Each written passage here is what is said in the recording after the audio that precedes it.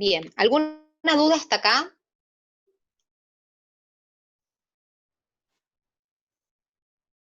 ¿Alguien que me quiera hacer alguna pregunta con todo lo que vimos hasta acá, que es un montón de información que van a tener que procesar lentamente cuando se sienten a leer?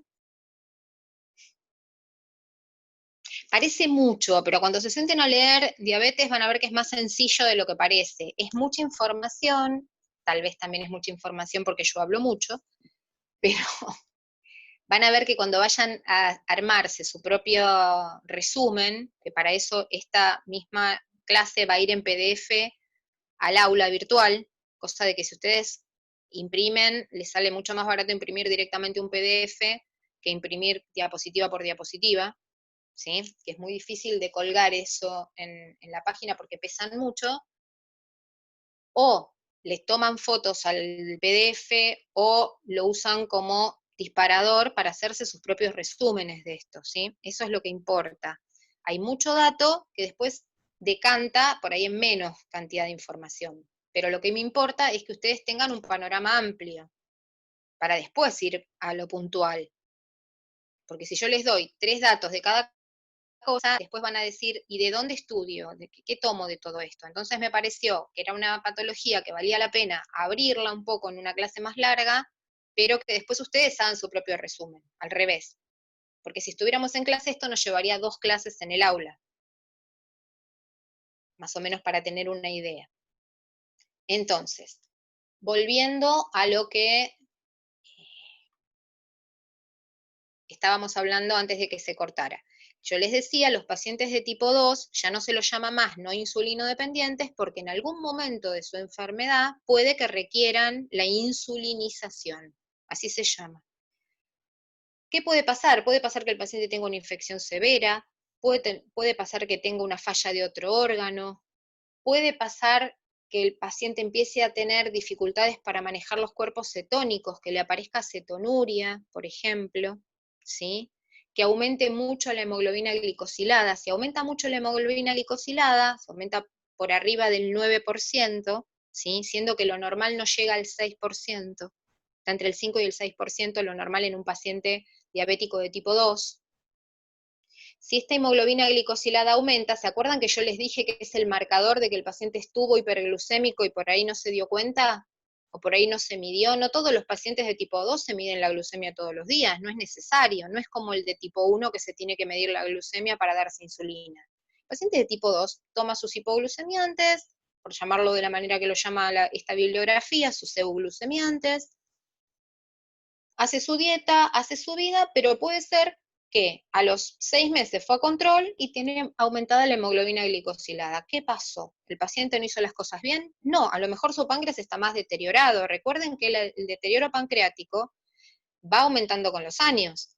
Entonces, a más años de diabetes de tipo 2, más riesgo de que en algún momento el paciente requiera el suplemento de insulina, que ya no le alcance con tomar la medicación y hacer un estilo de vida saludable. En el mejor de los escenarios. En el peor de los escenarios, el paciente no tomó la medicación, no hizo un estilo de vida saludable, no le importó que era diabético o no lo registró, y está en el hospital y le están cortando una pierna. Es lo que ustedes van a ver cuando vayan al hospital. Porque ustedes en el hospital ven el peor de los casos, pero mientras ustedes ven uno que le cortan la pierna, hay 500 que están viviendo con una calidad de vida aceptable y buena. Porque si no, nos acostumbramos a que todo lo que vemos en el hospital, ni les digo yo que hace muchos años que lo único que hago, de hecho lo único que hice en mi vida fue terapia intensiva, diría entonces toda la gente se muere. No, no todos los pacientes les va mal. A los que les va mal, puede que requieran una insulinización para ese evento o para siempre, ya que es más. ¿Sí? Entonces, acá lo que tienen es un cuadrito donde dice qué cosas están mejor con una insulina tipo NPH, por ejemplo, en una cantidad basal todos los días. ¿Qué puede pasar si el paciente necesita una insulina basal más ciertos bolos? Son estos pacientes que andan con las 2 jeringuitas, con las 2 lapiceras, la que es insulina NPH o más lenta, y una corriente o más rápida para darse bolos. O los pacientes que andan directamente con las premezclas, que son esas que yo les mostré hace un rato, que tienen 75-25, 50 y 50. Y acá tienen todas las características de esto, ¿sí? en qué cosas andan mejor algunas y en qué cosas andan mejor otras. ¿Me interesa que sepan esto así tal cual? No, pero sí me interesa mucho que sepan que existe la necesidad de insulinización en estos pacientes, en qué condiciones estos pacientes pueden necesitar insulinización momentánea, transitoria o definitiva, ¿sí? Y que tienen diferentes esquemas de tratamiento esta insulinización, que implican el uso de insulina basal, basal más bolos de corrección o premezclas. ¿Cuál es mejor, cuál es peor para cada situación? No es algo que ustedes tengan que retener para el final. Es información que yo necesito que ustedes tengan en caso de que después vayan al hospital y tengan un paciente con estas características. Entonces, ustedes ahí apelan a los apuntes, apelan a la bibliografía y van a poder hacer sus planes de cuidado acordes a ese paciente. Pero sí, la información que necesito que mantengan es esta que yo les estoy pidiendo. ¿Qué significa insulinizar a un paciente de diabetes de tipo 2? ¿En qué casos y con qué elementos? ¿Con qué contamos como terapéutica? ¿Qué tipos de insulina se les pueden dar a estos pacientes? ¿Sí? No cuál es mejor o peor o cuál en cada caso. Eso es variable, no tiene sentido que lo estudien, porque eso va a depender de la identificación de cada paciente. ¿Sí? Acuérdense que el tratamiento tiene que ser personalizado, siempre. Y siempre con un equipo de trabajo multidisciplinario, porque no es solo darle insulina a un paciente. Ahora me pasan las diapositivas. Bien, acá lo que tienen es un cuadrito, ¿sí? Donde están las complicaciones crónicas de la diabetes. O sea, un paciente con diabetes mellitus a largo plazo, ¿qué complicaciones tiene? Bueno, ahí tenemos las oftalmológicas, que ya ustedes saben que estos pacientes corren alto riesgo de ceguera, ¿sí? Alto riesgo de insuficiencia renal, alto riesgo de complicaciones polineuropáticas, sobre todo periféricas, la que es la polineuropatía periférica, la falta de sensibilidad que hace que el paciente se lastime, la hiperestesia, que quiere decir que el paciente sienta molestias, dolores, cosquilleos, dolor, ¿sí? Las complicaciones gastrointestinales, el enlentecimiento del peristaltismo, la gastroparesia, ¿sí? Puede que el paciente tenga diarrea o estreñimiento. Fíjense que hay un montón de cuestiones que hacen a el eje patológico de la diabetes y es la vasculopatía. Ustedes tienen que, cuando piensan en diabetes, tienen que pensar en vasculopatía. Esa vasculopatía va a evitar la correcta perfusión de los órganos. En cada órgano donde esta perfusión sea incorrecta y el aporte de nutrientes sea incorrecto, van a encontrar diferentes efectos o diferentes complicaciones. Si ustedes se focalizan en eso, rápidamente van a poder recordar cuáles son las complicaciones típicas de la diabetes mellitus, sea de tipo 1 o de tipo 2. La más importante de todas las complicaciones en un paciente que recibe insulina, la más grave de todas, es la hipoglucemia. La hipoglucemia mata pacientes. La hipoglucemia mata más pacientes que la hiperglucemia, porque si bien la hiperglucemia te mata a largo plazo, o previamente a matarte, hace que tengas un montón de complicaciones que hacen que tu calidad de vida sea inferior a la de la población sana, la hipoglucemia puede matarte en minutos. No es un asesino silencioso como la hiperglucemia, es un asesino bastante gritón, ¿sí? ¿Por qué? Porque cuando hay hipoglucemia, nuestro cerebro no está recibiendo combustible, ¿sí? Y nuestro corazón no está recibiendo combustible para latir en forma correcta y contraerse en forma correcta, ¿sí? Entonces, ¿qué pasa cuando hay hipoglucemia? Sea porque el paciente se inyectó y no comió, sea porque se inyectó mal, o por lo que sea, ¿sí? Se activa rápidamente el sistema suprarrenal, ¿sí? Lo que intenta hacer es generar que las catecolaminas endógenas que tenemos, el cortisol, ¿sí? Rápidamente haga una respuesta simpática. Y esta respuesta simpática saque glucosa del hígado a los tejidos y lo lleve rápidamente a la célula. Esto sería en el caso de que la hipoglucemia la tuviera yo, que no soy diabética. Tengo hipoglucemia, bajé la cantidad de glucosa en sangre, rápidamente se produce la glucogenólisis. Saco glucosa de los tejidos y la aprovecho para mi cerebro, para mi corazón, para mis músculos. Eso sería la compensación en un paciente que puede disponer de tener glucosa acumulada, tengo plata en el banco, pero además tengo la tarjeta para sacarla del cajero. En el caso del paciente diabético, tiene la glucosa en el banco, pero no tiene la tarjeta para sacarla del cajero, por lo tanto no tiene insulina, por lo tanto, si hace una hipoglucemia, no va a tener cómo recuperarse de esa hipoglucemia, ¿sí? Y va a tener todas estas dificultades metabólicas, ¿sí? Va a provocar hipopotasemia, y si cae la cantidad de potasio en sangre, ¿qué va a pasar con este paciente y su corazón? Va a tener riesgo de arritmias. ¿Qué tipo de arritmias? Bradiarritmias, porque el potasio bajo enlentece la conducción cardíaca, disminuye la contractilidad cardíaca también, o sea que el corazón va a latir más lento y con menos fuerza, ¿sí? Cuando hay hipoglucemia se produce un estado de hipercoagulación, ¿sí? Por lo tanto, puede haber producción de trombos, ¿sí? Se activan los mediadores inflamatorios también, ¿sí? Es decir, que el paciente está en riesgo de hacer trombos, está en riesgo de deterioro neurológico, inclusive coma y muerte, está en riesgo de deterioro cardíaco rápido con arritmias y con trastornos en la contractilidad del corazón, ¿sí? Por lo tanto, tanto en ese momento como en las horas subsiguientes a un episodio de hipoglucemia, el paciente se puede infartar también.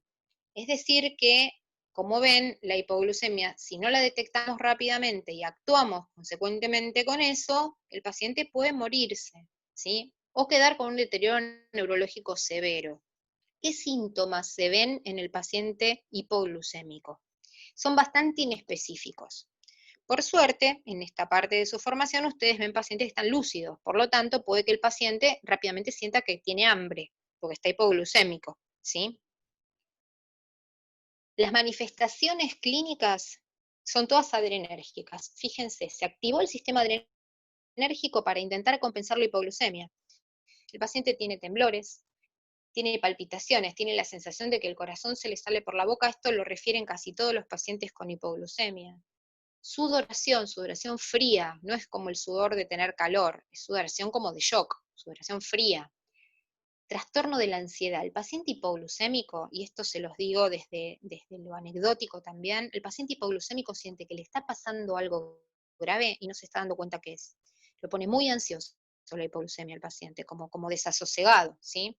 Puede sentir náuseas, puede tener mucho hambre voraz, ¿sí? Náuseas lo puse 2 veces, miren, no me había dado cuenta. Y puede sentir hormigueos en las palmas, en las manos y en los pies. Fíjense que la hipoglucemia se parece mucho a la crisis de pánico también. No confundamos las cosas, no atribuyamos cuestiones psicológicas a cuestiones que pueden ser físicas. Antes de pensar que el paciente tiene una crisis de pánico, le pinchamos el dedito y vemos si tiene una hipoglucemia, porque la hipoglucemia la puede hacer un paciente previamente sano. Se los digo, anecdóticamente me desmayé 2 veces por hipoglucemia en mi vida.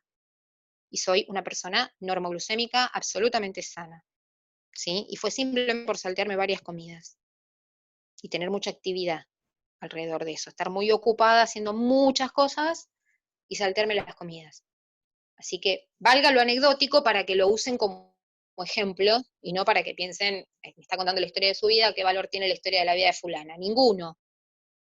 Pero para que ustedes vean que una persona previamente sana, sin alteraciones de la glucemia, sin prediabetes, sin nada de nada, puede hacer hipoglucemias igual y con toda esta sintomatología se instale rápidamente, tan rápido que la persona se puede desmayar delante de ustedes. Entonces, ni hablar si el paciente empieza a referirles esto, ni hablar si el paciente es diabético, ni hablar si el paciente está tratado con insulina y no comió. O sea, el paciente tratado con insulina, 4 comidas, 2 colaciones, sí o sí. ¿Cuáles son los síntomas de la neuroglucopenia? O sea, le está faltando combustible al cerebro. Paciente que no se puede concentrar, confusión mental, paciente anciano, diabético, tratado con insulina, que empieza a tener que parece que estuviera delirante, mídanle la glucosa. Puede estar hipoglucémico. No es que el viejito está así porque es viejito, está loquito. No, puede estar hipoglucémico. ¿Sí? Un control de glucemia es una actividad independiente de enfermería. Se la pueden hacer a cualquier paciente que sospechen que está hipo o hiper. ¿Sí? Cambios en la visión. Hay ceguera muchas veces por neuroglucopenia. Ceguera que aparece así, se instala, no veo nada, o veo muy mal, o veo muy borroso. El dolor de cabeza aparece muy presente y muchas veces empieza con dolor de cabeza. La cefalea, a ver, ustedes se fueron a bailar el sábado a la noche, ¿sí? Tomaron una cerveza, no estoy diciendo que se emborracharon, pero tomaron una cerveza, un trago, algo, se fueron a dormir, al otro día, el domingo, se levantaron a las 6 de la tarde. Me duele la cabeza. ¿Es resaca o es hipoglucemia? No lo sé. Pero se pasaron un montón de horas sin comer nada y primero le dieron un sacudón de glucosa, porque el alcohol es glucosa, generaron un pico de insulina, esa insulina aprovechó esa glucosa, pero quedó circulando. Y no le dieron más sustrato, porque no se levantaron a comer a las 12 del mediodía, se levantaron al otro día a las 6 de la tarde, durmiendo lo que se divirtieron la noche anterior, que me parece perfecto. Pero en el medio no comieron nada. Y ahí tienen el dolor de cabeza. Están deshidratados y están hipoglucémicos. ¿Quién está hipoglucémico? Su cerebro. Son cosas que suenan como anécdota, pero son formas de que ustedes se puedan imaginar, ahora que no estamos viéndonos las caras ni viendo un paciente, cómo se puede manifestar la hipoglucemia. Bueno, la sensación es esa, es ese dolor de cabeza irritable, el paciente está irritable, está confuso, puede estar un poco letárgico, depende de qué tan anciano sea, ¿sí? Puede tener mareos, no se puede dejar que este paciente se levante solo de la cama, o se quede solo en la cama si está internado. Y todo esto, ¿cómo se soluciona? Se soluciona pinchándole el dedo y viendo qué glucemia tiene. Ahora, le pinchamos el dedo y el paciente tenía 40. ¿Qué hacemos? ¿Sí? Esto tiene que ver, lo que les estoy mostrando es el riesgo de hipoglucemia y muerte, ¿sí? Pero ¿qué me interesa? ¿Cómo lo tratamos a este paciente? Le pinchamos el dedo y ¿qué hacemos ahora? Si el paciente está despierto y está lúcido y puede deglutir, le damos rápidamente líquidos azucarados por vía oral. Acá sí les doy permiso que le den la gaseosa cola con mucho azúcar. Pero después vamos a tener que darle algo que le dure en el tiempo, porque esto le va a producir un sacudón, pero nada más, lo va a despertar, no le va a solucionar el problema. Si el paciente está letárgico, o tiene un estado confusional de la índole que sea, que ustedes consideren que este paciente está en riesgo de broncoaspirarse, este paciente no puede recibir nada por vía oral. No hace falta que esté en coma para que se broncoaspire.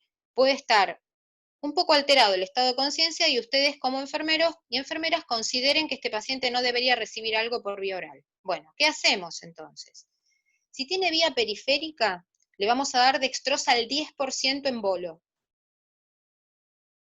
Al 10%, van al office de enfermería, agarran un sachet de dextrosa al 10%, le ponen una guía de suero, vienen y se lo conectan al paciente. ¿Cuánto le damos? Alrededor de 5 mililitros por kilo. El paciente pesa 50 kilos, 50 por 5, y le damos esa cantidad de dextrosa al 10% en bolo. Lo abrimos así, a goteo rápido, ¿sí? Porque el paciente se le están muriendo neuronas. Es como expandirlo si estuviera en shock, pero le estamos dando glucosa para que ese cerebro rápidamente reciba glucosa y ese corazón, ¿sí? Es una emergencia. La hipoglucemia mata pacientes. Entonces es una emergencia como el shock. Si el paciente tiene una vía central, ahí le podemos dar dextrosa al 25%, que tiene el doble y un poquito más que la dextrosa al 10% en concentración. Pero no se lo podemos dar por vía periférica porque es muy hiperosmolar. En una situación gravísima, si el paciente tiene una buena vía periférica, vamos a usar dextrosa al 25, pero no es lo que está indicado. Lo que está indicado es darla por vía central. Como tiene más concentración, le tengo que dar menos volumen, ¿sí? Porque esta es al 25. Si antes le daba 5, ahora le doy 2 mililitros por kilo. La dextrosa al 25% también viene en ampollas, no solamente viene en sachet. O sea que si se trata de un niño, pueden tomar de las ampollas, porque si son 2 mililitros por kilo, 1 a 2 mililitros por kilo, y pesa 5 kilos, es más fácil agarrar de una ampolla. Si es un adulto, se vienen con una jeringa bien cargada o con un sachet con una guía de suero y le pasamos dextrosa al 25%. Como aumentó la concentración, vuelvo de nuevo, como aumentó la concentración, bajamos el volumen. Porque la idea es darle la misma cantidad, pero ahora es menos volumen. Y si el paciente habitualmente es insulino dependiente y utiliza su propia insulina y tiene su propio kit, es altamente probable que también tengan glucagón en lapiceras. Si no, ustedes pueden llegar a necesitarlo, lo tendrán que pedir, no lo van a tener disponible en la sala de internación general, el glucagón, como tienen disponible la insulina. Pero puede ser que el paciente necesite que se les dé glucagón para recuperar la conciencia si está inconsciente, que es darle lo mismo que produce su páncreas. ¿Se acuerdan? El otro 20% de células pancreáticas, que son las células alfa de los lingotes de Langerhans, que son las que producen esta sustancia que es hiperglucemiante, el glucagón. ¿Qué hace el glucagón? Le va a dar al paciente sus propios depósitos de glucosa. Va a recuperar la conciencia, pero después van a necesitar tratar la causa. Mientras ustedes están haciendo todo esto, de ponerle al paciente glucosa, vamos a dejar de lado el glucagón, que no es tan frecuente que haya, lo que tienen en el office, que es glucosa, ¿sí? Sencillito y al pie, o si está en casa la tía que es diabética, le bajó mucho la glucemia, le doy gaseosa cola azucarada o un té con mucho azúcar. Mientras tanto que están haciendo todo esto, y llamando al SAME, y haciendo todo lo que tienen que hacer si están en casa, llamando al médico, si están en el hospital, analizar la causa, qué fue lo que le pasó al paciente, por qué llegó a la hipoglucemia, para que no se repita. Si no, vamos a ir atrás de la hipoglucemia cada vez que se instale. ¿Qué pasó? ¿El paciente se inyectó insulina y no comió, por ejemplo? ¿El paciente tenía que ir a un estudio, estaba en ayunas y nadie le suspendió la insulina y el paciente se la administra solo y nadie le avisó? Don José, no se ponga la insulina hoy a la mañana porque va a ir a hacerse un estudio que tiene que estar en ayunas, por ejemplo. Puede pasar. En el combo de pacientes que hay en el hospital, estas cosas pueden pasar. ¿Sí? Estaba en casa, es un paciente diabético de tipo 1, estaba en casa, se inyectó la insulina y por algo que pasó no desayunó, ¡pum!, hipoglucemia. O habrá que ver qué otras causas orgánicas puede tener el paciente, habrá que estudiarlo para ver por qué otras causas, si no fue un desfasaje entre la insulina y el sustrato. ¿Sí? Habrá que ver qué otra cosa tiene el paciente en este momento que le generó esta hipoglucemia. Ahora vamos a ver cómo le administro la insulina que le indicaron a mi paciente. Y acá vamos a ir punto por punto.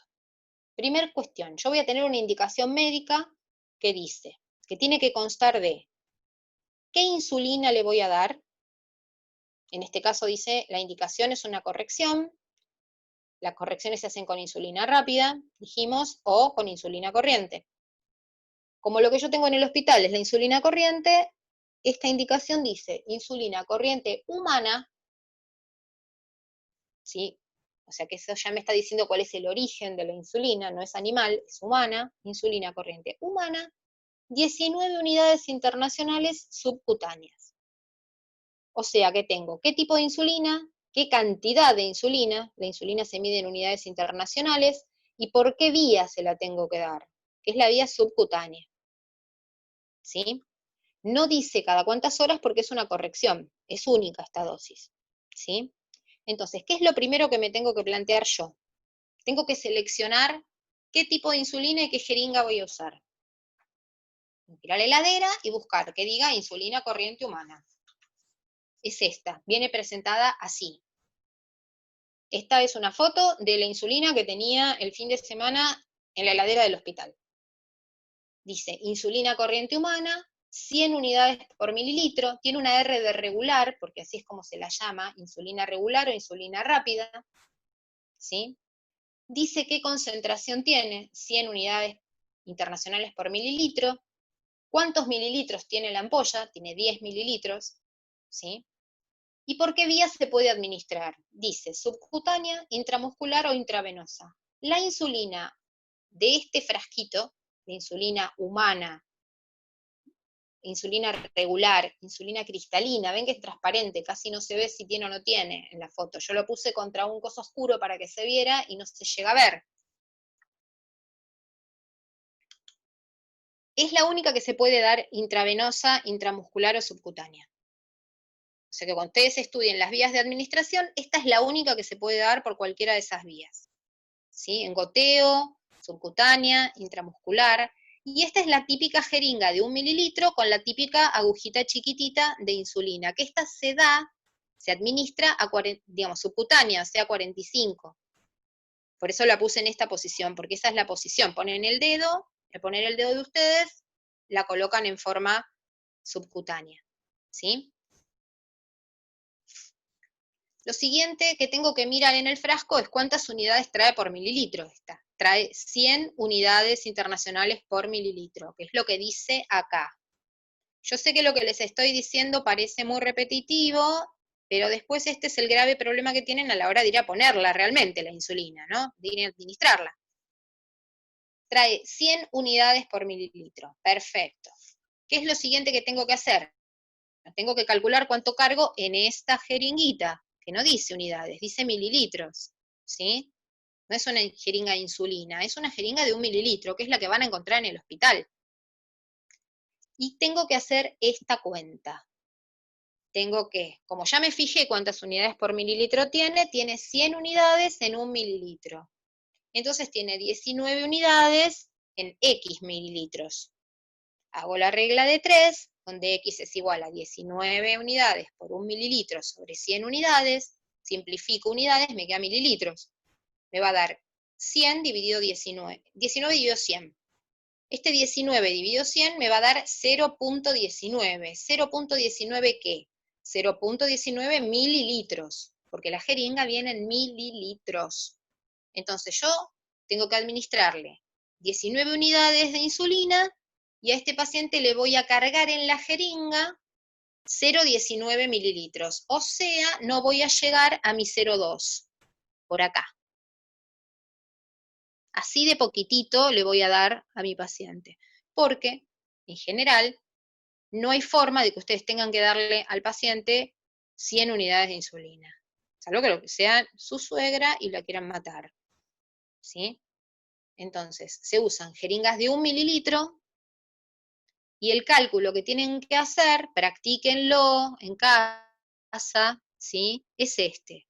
Tienen que ir a mirar la concentración de insulina, o sea, cuántas unidades por mililitro trae, generalmente las humanas traen 100, y ahí calculan por regla de 3 simple cuánto tienen que cargar y administrarle subcutáneo a este paciente. De manera tal que ustedes, si hacen toda la cuenta, van a hacer una administración seguros de que lo que le están poniendo al paciente es lo que está indicado. 19 unidades de insulina corriente humana subcutánea. Van a administrar 0,19 mililitros de esta ampolla, cargado en esta jeringa con una agujita chiquitita a 45 grados para que les quede subcutánea. Hasta acá serían los temas más importantes de diabetes. Para lo que tiene que ver con esta diapositiva y la administración de la insulina, quiero que lo lean tranquilos en casa, lo practiquen y después me cuentan si les genera algún tipo de duda. ¿Sí? Esta misma fórmula la pueden usar con cualquier insulina. Es más, esta misma fórmula la van a usar para administrar cualquier fármaco, pero en insulina lo que cambia es que son unidades internacionales por mililitro en lugar de ser miligramos. ¿Sí? Tanto la insulina como la heparina se miden en unidades internacionales y algunas otras cosas, pero no importa. Es súper importante que esta cuenta la tengan en la cabeza todo el tiempo. No contamos rayitas, no hacemos cosas raras con las jeringas. Lo que tenemos que hacer es saber cuántas unidades por mililitro tiene y tomar una jeringa de 1 mililitro y cargar en mililitros la cantidad de unidades que yo necesito administrarle a mi paciente. Si yo hago las cosas de esa manera, no hay manera que me equivoque y le dé de más o de menos al paciente. Si le doy de menos, va a seguir hiperglucémico. Pero si le doy de más, lo voy a llevar a un riesgo de hipoglucemia. Y ya sabemos que la hipoglucemia es deleteria, puede matar a un paciente en muy poquito tiempo o dejarlo con un deterioro neurológico importante, ¿sí? Esto no le den bolilla, esta última ficha es para los que están cursando farmacología. Los que están cursando farmacología conmigo tienen que hacer esas fichas farmacológicas. ¿Qué tienen que hacer ustedes de adultos con esto? Tienen que armarse el cuadro de insulina, ¿sí? Y saber la diferencia entre metformina y otro tipo de euglucemiantes. Conocerlos, no hacer la ficha farmacológica, pero saber que existen y que son, porque son parte de los cuidados de enfermería, la administración segura de estos fármacos a los pacientes. Y lean también qué es el glucagón, cómo se usa, para qué sirve, ¿sí? Qué es el endógeno y cómo viene el exógeno, el que se compra, digamos. No les estoy pidiendo que hagan fichas farmacológicas, pero sí que se hagan el cuadro de las insulinas, que tienen un montón de cuadritos en esta presentación que pueden utilizar tranquilamente como referencia, pero háganse el propio, donde ustedes sepan que ahí incorporaron los conocimientos, porque cuando yo lo escribo en un cuadrito lo retengo mentalmente, no porque yo quiera que me lo presenten a mí no me tienen que presentar nada en esta materia, en adultos, lo tienen que presentar en fármaco.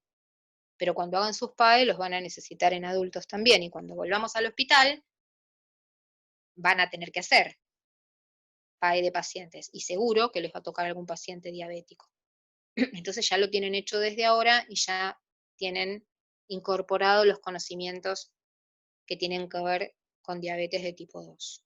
¿Sí? La diabetes de tipo 1 se trata con las mismas insulinas, así que por eso no les hice diferencia. Tiene los mismos riesgos, tiene las mismas complicaciones a largo plazo, y quizás la complicación de hipoglucemia esté mucho más presente en los pacientes que se administran insulina que en los pacientes que no. Por eso lo tomé como paradigma de la complicación más grave. Nunca tienen que perder de vista que si un paciente tiene cualquier tipo de deterioro, ir a controlarle la glucemia sospechando hipoglucemia. Porque el deterioro neurológico por hiperglucemia existe, ¿eh? Existen la cetoacidosis diabética y el síndrome hiperosmolar no cetoacidótico, que son complicaciones de la hiperglucemia. Pero más frecuentemente aparecen las complicaciones por hipoglucemia en los pacientes diabéticos de tipo 1.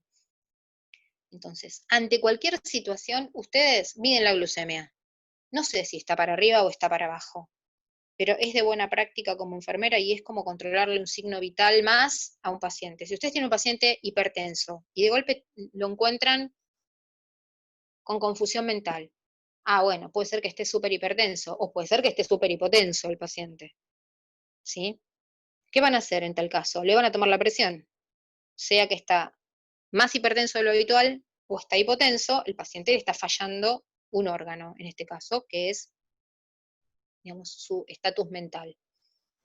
Y nadie les va a decir, anda y tomar la presión. Van a ir ustedes y le van a tomar la presión al paciente. Bueno, con la hipohiperglucemia pasa lo mismo. Tienen un paciente diabético, tipo 1, tipo 2, no importa. Tiene alteración del estatus mental o cualquiera de los síntomas que vimos de hipoglucemia. O síntomas raros nuevos de reciente aparición que no los pueden clasificar. Le pinchan el dedo y le hacen un hemoglucotest y se fijan si está hipo, normo o hiperglucémico. Y es como tomarle la presión, es una actividad independiente de enfermería. Y es pensar con un criterio científico. Tomar una decisión con un criterio científico. Y después lo informan. Si estaba normoglucémico, estamos todos contentos. Si era otra cosa, habrá que avisarle al médico que revise otras cosas. Si estaba hipo o hiper, habrá que consultar qué terapéutica hay que hacerle a este paciente. Si tiene un protocolo escrito, si no lo tiene escrito, si tienen al médico ahí, si no lo tienen, lo tienen que mandar a buscar. Ustedes verán, pero el control de la glucosa de este paciente es una actividad independiente de enfermería que habla de nuestra responsabilidad como profesionales también. Y nadie puede decirles por qué lo hiciste. por más que estén en el sanatorio más modelo médico hegemónico en el que trabajen. Nadie puede decirles por qué le tomaste una glucemia a ese paciente, pues la tomé porque el paciente tenía síntomas. Y yo necesito saber en dónde estoy parada con este paciente para actuar. Así que bueno, dicho todo esto, ahora ya cuando nos desconectemos, terminamos por hoy, no sé ni cuántos tiempo estuvimos. Más tarde, cuando se conviertan bien todos los módulos estos, los voy a poner en YouTube, en el canal de